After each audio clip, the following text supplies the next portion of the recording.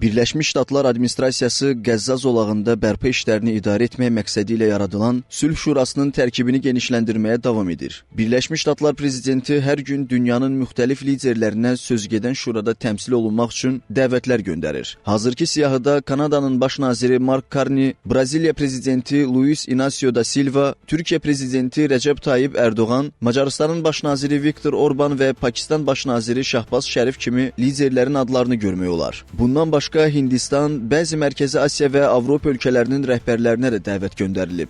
Lakin analitiklər hesab edir ki, Trumpın Rusiya lideri Vladimir Putini Sülh Şurasında görmək istəməsi xüsusilə önəmlidir. Artıq Kreml bu məlumatı təsdiqləyib. Kremlin mətbuat katibi Dmitri Peskov deyib ki, Putin Qəzza Sülh Şurasına təmsil olunmaq üçün dəvət alıb və hazırda bu təklif dəyərləndirilir. Ekspertlərin fikrincə, Trump bu addımla Qəzza Sülh Şurasına legitimlik qazandırmaq istəyir.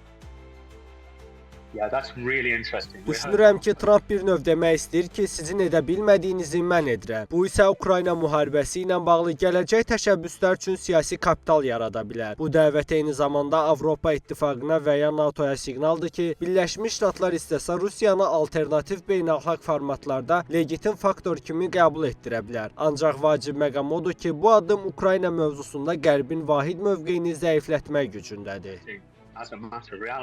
Digər tərəfdən bu dəvət beynəlxalq dialoqa Rusiyanı da daxil etməklə ABŞ prezidentinin xarici siyasət strategiyasının bir hissəsi kimi qiymətləndirilir. Yəni bu həmlə Rusiya ilə qarşılıqlı əlaqəni artırmaq və ya balanslaşdırmaq üçün addım atmaq məqsədi daşıya bilər. Bununla yanaşı Qərb siyasi dairələrində bu təşəbbüsü tənqid edənlər də var. Onların fikrincə bu addım BMT-nin rolunun zəiflədilməsi kimi tənqid olunur və Sülh Şurasının strukturu, maliyyələşməsi müzakirə predmetidir. Putinin Ukraynada davam edən müharibə fonunda belə dəvət alması Qərb dövlətləri və beynəlxalq ictimaiyyətdə qarışıq reaksiyalar doğurur. Amma nəzərə almaq lazımdır ki, Trumpın yanaşması hakimiyyətə gəldiyi gündən bəri ənənəvi ABŞ siyasətindən fərqlidir. Bu baxımdan Ağ Ev rəhbəri Putini beynəlxalq platformalara qaytarmaqla Rusiyanı tam izolyasiya etmək əvəzinə danışıqlar masasına çəkmək və gələcəkdə Ukrayna mövzusunda dolayı dialoq kanalı açmaq niyyətindədir.